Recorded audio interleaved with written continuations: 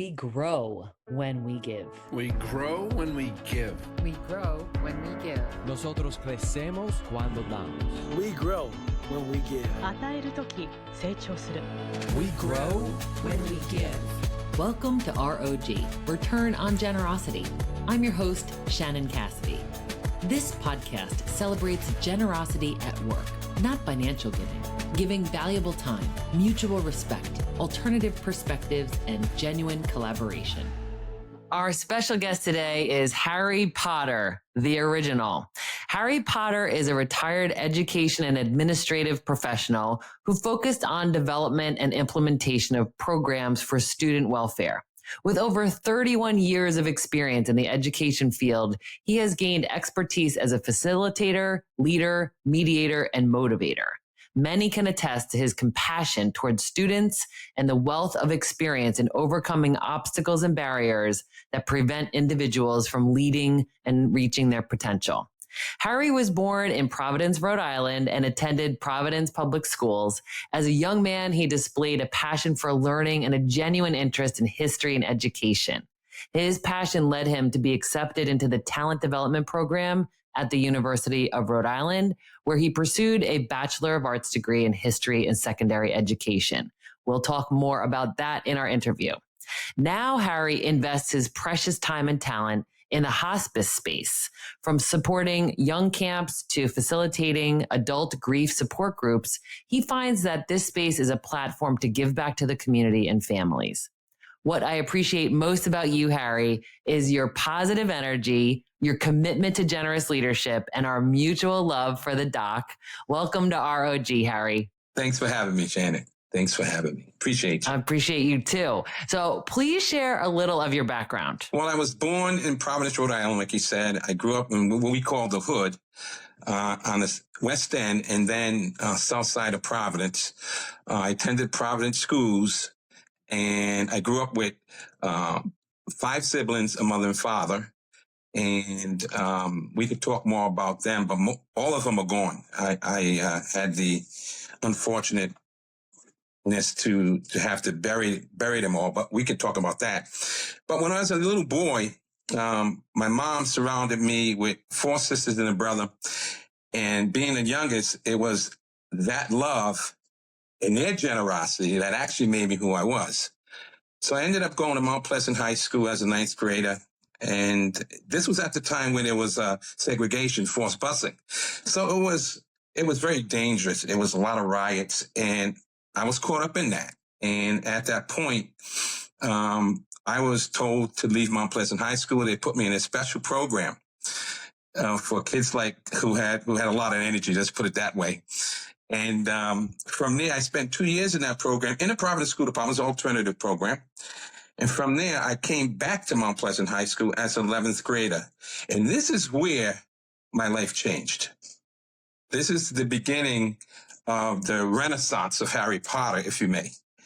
My first year as a junior, I met a young Black African-American administrator by the name of Dr. Theodore Haig. And I remember him coming up to me saying, "What are you going to do with your life?" And I says, "Oh, I'm a drummer. I was a musician. I was playing in the bands." I says, "I want to play for Michael Jackson. I want to tour the world. I want to be a big shot on the stage." And he said, "Well, that's probably not going to happen." He says, "Have you thought about going to college?" And I said, "No, that wasn't even in the cards." He says, "Well, let me look at your schedule." So he took a look at my schedule. That's the academic schedule I had for that year. And he was dumbfounded. Back then, what used to happen in those schools, they used to track minorities into non-college classes. That would be the basic math. That would be the basic English. That would be your industrial arts programs. I, being a young African-American, was tracked there, which meant I had no access to college. I would have never met the criteria. So it was this young administrator, Dr. Haig, who took me into the guidance office and for the first time changed my classes to chemistry, to college English, and to algebra. And that was the first time I ever was engaged in a college experience, classes that were going to lead me into college. That was the beginning of the change for me. And that went on, of course, all the way till I became a senior. And then, of course, he was still in my life. And he then introduced me to the talent development program, prepped us for the interviews, helped us with the applications. And before you knew it, that senior year, 1976 bicentennial, I was enrolled as a pre-med student at URI on campus for the first time in my life going to college to a summer program. Oh my gosh. Right. I mean, do you know his story? Like what prompted him to be so life-giving and generous? I don't know his whole story, but ironically, I went there in Florida. And last year I was at a basketball game. Now, Dr. Haig played for Providence College. Okay. His teammate is the coach of Miami. They were playing Central Florida. It just so happened at the end of the game, my son and I were against the wall, and this distinguished gentleman was walking by, and my son just happened because he had a Providence College shirt on. And my son said to this man, "What do you know about Providence College?" And when he did that and looked up, it was Dr. Haig. So I just walked back to the end of the wall and I stood there. And then as he looked up at me and we made contact, I started crying right away because I knew who he was. And he said to my son, he said, "You ask that man right there who I am." And that's when we embraced, we talked. He's a prolific writer. He has a PhD, he has an EDD, and he has a Juris degree. He's always writing. Yeah. He does a lot of historical context stuff. He's actually in Florida. We reconnected and we're in touch again. But thank God. He saved a lot of young people like me and created this access into the talent development program. Oh, I'm so grateful for him and how you have made it your mission to pay it forward and find countless ways to give back and be a contributor. So at you and I met at the celebration of life for our beloved Dr. Agnes Duty. At her celebration of life, you gave a beautiful testimony to your relationship with her. And I'd love for you to share that with our listeners, because I think that it's really the ripple effect of generosity. It's that ROG that, people like, I don't know that she knew what an impact that would make, but how that has then lived on in you. So if you don't mind sharing a little background. So again, I am a talent development student. It was 1978. As I said in the speech, I was looking for an Easy A class. I mean, I had finished my first year. Most students look for an Easy A class, and I had a choice between PE and communications. I just happened to pick communications. And it happened to be Dr. Duty's class. And unbeknown to me, I remember sitting in that class with this woman walking in. That reminded me of a grandmother walking in with her signature braided crown, right? And her purpleness on her, walking in very casually. I remember sitting there, was about 15 or 20 of us. And we're talking about non-verbal communication. And I'm sitting there going, wow, this is the Easy A. I got this, right? No brainer. No brainer. And then she, we talked for about 90 minutes, and then she gave us a writing prompt. And that was a Tuesday. And Thursday, she came back with the written prompt. And I noticed as she passed everything out, she gave me mine, and it had a big question mark circled in purple. See me. So, I was taken back by that. No one else was seeing it. And so I started thinking, did I say anything wrong? Did I do anything appropriate? No, none of that. And we walked back to her office, and I remember she was sitting on her side of the desk. I was on my side. And she looked right at me and she said, "Young man, I'm going to be honest, brutally honest with you." She said, "You are functionally illiterate. Providence has beaten you on your education, has ripped you off. URI is ripping you off, and we can't allow that to happen." It was from that conversation the relationship started, and it lasted over 45 years. And I remember her first marching order, and that was for me to go to the bookstore and pick up the Little Brown Handbook. The Little Brown Handbook is an English writing book, and it has a workbook, and it teaches you about the parts of speech and how to do it correctly, right? Standard English. And we worked on that for 2 years straight. And I'm talking about assignments like, I want you to critique John Chancellor on Channel 10. And I want you to tell me how he's making his transitions in wording and subject and verb agreement. And I had to do that and come back and give her the analysis. It was that kind of stuff. And we did that for about 2 years. And then I became pretty proficient in writing. And then from that point forward, she just became a second parent. She became my second mom. And we have had that relationship for years. That woman has helped me get into law school. She has gone through some of my darkest times with the loss of my family members. I have enjoyed countless years of spending time with her at 1 Post Road.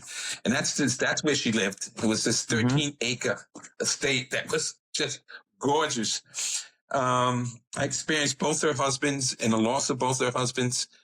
And we spent a lot of time with each other. One side story I like to share was I was in a special program to get into law school. And I did get in, and it was through the help of Dr. Doody and CLEO, Council on Legal Education. And I remember when I first got on to the University of Bridgeport campus, I went to see the dean. And the first thing he said to me was, I don't know who this woman was, but I know if it wasn't for her recommendation, you would have never gotten into this school. And the first sentence of that recommendation, if I remember it correctly, said something like, although Harry's scores are terrible, doesn't represent who he is, and let me tell you why. It changed the trajectory of that experience. And although I didn't complete law school, because I realized this is not what I wanted to do, I finished a year, and then I went back into education. Again, Doc was there for me. Yeah. And that relationship and her legacy still lives on in my soul every moment, every moment. Oh my gosh. I love that. And do you often reflect back, Harry, on you being that young drummer wanting to just, go into music and not pursue a career of any kind, particularly one in education, and like where you are now? I mean, do you have the moment to be reflective about that? That's a life reflection. It's a scary one because had I not met Dr. Haig and gone into TD, and then had I not met Dr. Doody, my life wouldn't be as it is today.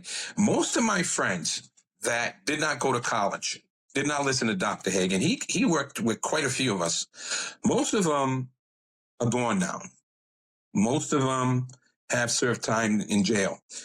When you grow up in the hood, there's a few things you learn really quickly. One, you have a pathway to prison, and you kind of accept that. Sad as it is, you kind of accept that. And two, if you don't get out of this bubble, then your life is in that bubble, and your kids' lives are in that bubble, and it becomes generational. And I always think back to both of them, and I just look around my life now, and I'm fairly successful. I don't want for anything. I'm retired. My kids are doing well, and I look back and say, Lord, but for them good people who, out of their own generosity, they didn't know me, saw something in me and decided to invest some human energy into me. And they probably had more confidence in me than I had at that time. And they both said it, Harry, it wouldn't have been possible if you did not walk through the doors we opened. And I always keep that in mind. We can open the doors, and I've done it thousands of times. You open that door, but if that individual does not find the passion to go through and take on the challenges, they don't go through. They stay in the same spot. So I do a lot of reflection on it, and I'm always humble and always thankful. And I think that's why I always want to give back. Yes. Oh, without a doubt. Yes. And, you've been through so much in your life, and you always find ways to make a contribution. I wonder when you talk about how you needed to walk through the door that they opened for you, and then you have since been opening doors for others. Like, is there anything that you've picked up on as to like why someone would or wouldn't walk through the door that's opened for them? I think a person wouldn't walk through because they lack confidence, and it might be generational. It might be from their long experience, their upbringing. I think people walk through because they realize what the alternatives are in the back. I can tell you, when I went to URI and it was that summer program, you had to pass that summer program. If you failed the summer program, you didn't go any further. And I remember studying, sitting there, afraid to fail because I knew if I failed, I was going back to South Providence to the streets, which meant jail. It was that mantra that forced the energy in me to stay focused. And as my friends were going out, and they were young college kids, I'm talking about just in the summer program, I was hitting the books. And it was difficult. I didn't have a skill set. I didn't have a frame of reference. And I was struggling. But the struggle wasn't enough to stop me or discourage me. In fact, it energized me to try to get it right. And although my grades didn't reflect that, my effort did. And to me, a C was like an A, because it meant I still had access and I wasn't going to be thrown out. Mm-hmm. Yeah, you were passing, you were getting through it, and then you realized how much potential you really did have. Absolutely. You know? And the doors it would open for me and for my kids and for my grandkids, and the influence I could have on people in this community. I grew up here. I spent my whole life here, and I still give back to the community, even to today. I went to a restaurant on Friday, and I walked in, and the minute they say, "Hi, Mr. Potter," I know who they are. I don't know them, but they were one of mine. Mm-hmm. So she hugs me, and as I'm there, there's a table over to the right, and it's about 5 different people. They're adults. They were all my students. This was last Friday at a restaurant, and we all stood there with me in the middle, just hugging each other. That's the sort of impact that I've had on students all throughout Providence. Mm-hmm. And in some cases, because I worked at URI as a counselor and hall director, even there before I went back into education. Yeah. Wow, that's so beautiful. I can envision that right now. Oh, yeah. And Happens all the the time. energy and the love that you're generating. And so this might be a hard question for you, Harry, because it's just really how you think. But if there's something that you could offer our listeners to like a mindset or a way in which you look at life that enables you to be open to those opportunities and also invite people into your heart the way that you do, and just the ways that you look for opportunities to be of service. Just curious to get some of your mindset. Well, first of all, I think it's a tough question, because to me, I automatically go back to my upbringing and what made me who I am. It really comes down to somebody's soul for me. Mm-hmm. It comes down, the mindset would be, are you willing to share what made you successful in your wealth? And I don't mean that in terms of money. I mean in terms of your knowledge, your access, with people who, one, don't look like you, don't share your SAS status, and 2, are you willing to share that without expecting anything back? If the answer is yes, then the littlest thing that they can do could make the biggest difference in the person's life. Mm-hmm. So it comes down to a person looking inward and saying, can I help humanity in such a way that, 1, it's gratifying to me because I'm doing it, but 2, it moves on the cause. It moves the person forward, and they become a vessel of moving forward. Mm-hmm. And it comes down to individual understanding of self, their political views. It comes down to what makes them kind. It comes down to a spirit of humility. It comes down to a spirit of kindness. And if you have those things, and I think as a premise, most human beings do.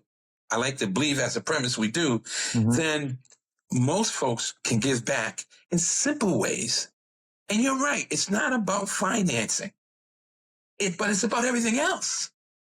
And I always say this, you don't know the impact you have on a person until you invest and then you see, right? So the littlest things you can do for a person could change their life forever. And I think people generally, in their soul, in their heart, have a willingness to do that. And they need to be courageous to step forward and do it. Because short of saying everybody has love, short of that, I believe most people have compassion in their soul, in their heart. And I believe people want the best for other people. And if you're that type of person that can give something back because you care to and you feel that, you will make a big difference in people's lives. And that person you meet will make a difference in other people's life. Yeah. The legacy moves on. That ripple effect, for sure. You know, when you talk about the little things, curious to get your thoughts on what are some examples of little things that are really big things that you think like anyone could make these kinds of contributions. You don't have to be an administrator. You don't have to work in hospice. You know, what are some of like the more obvious, but maybe less popular or, you know, ways in which people can make a positive difference? Well, if they're in a position to do that, that creates the level for them to make that.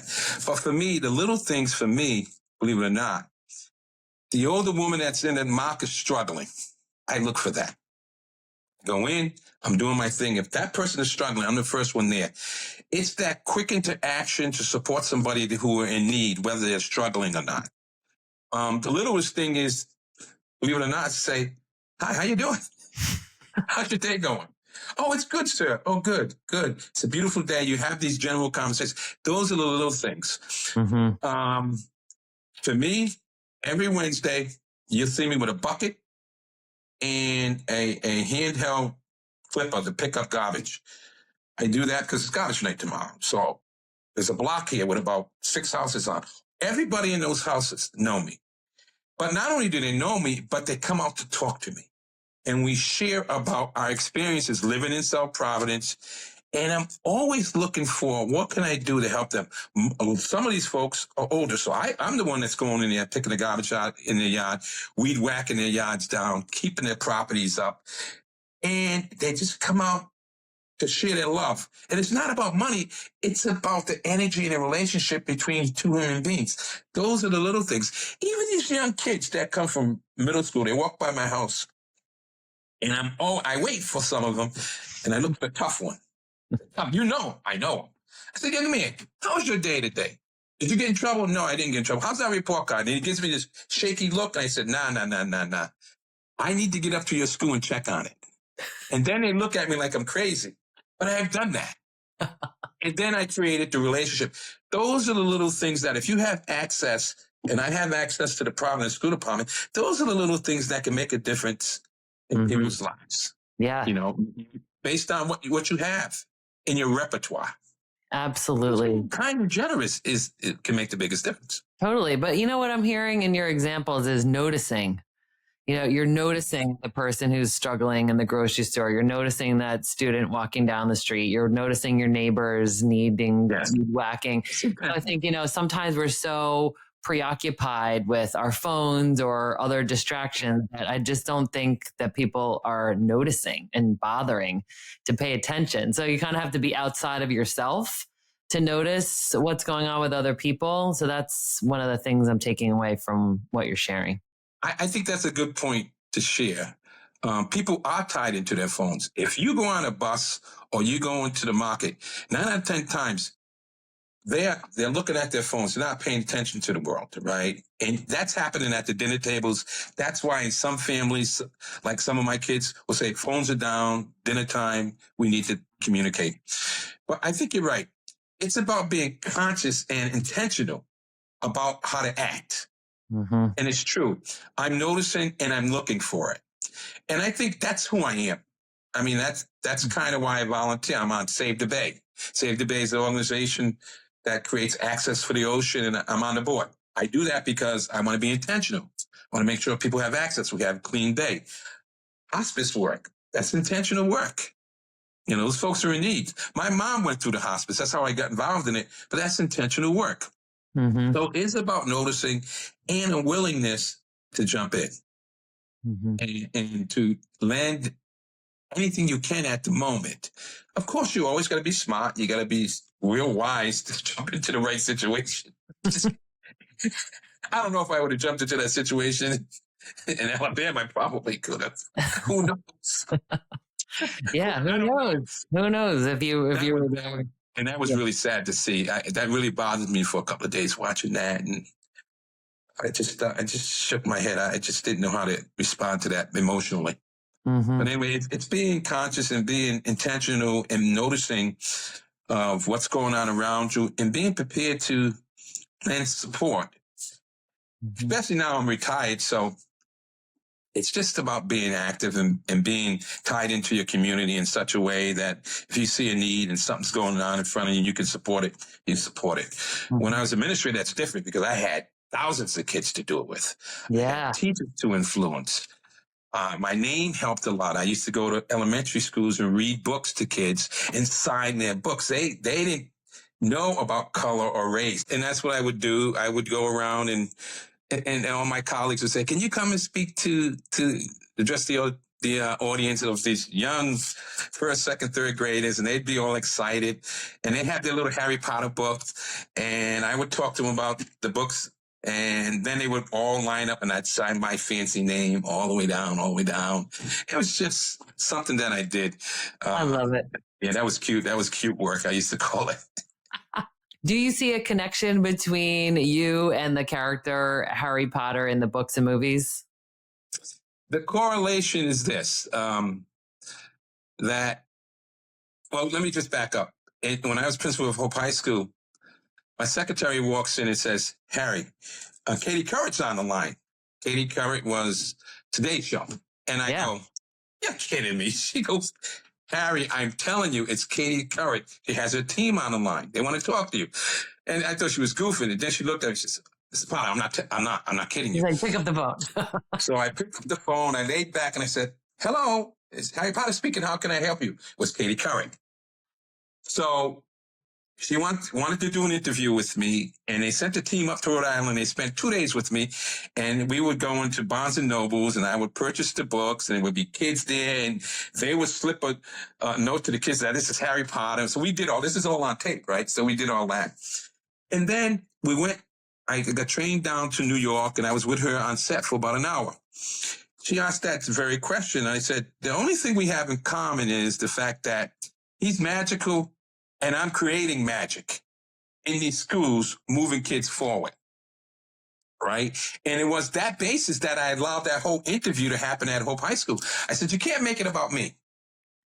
You know, you got to make it about Mr. Potter creating magic for his students, and then they interviewed a lot of the students. So in that sense, that's the connection. Oh, that's beautiful. I love that. Yeah. Oh my gosh. Thank you. So at the end of every episode, we try to recap some of the highlights to give our listeners some practical things that they can do to apply what they've learned here to their own work and lives.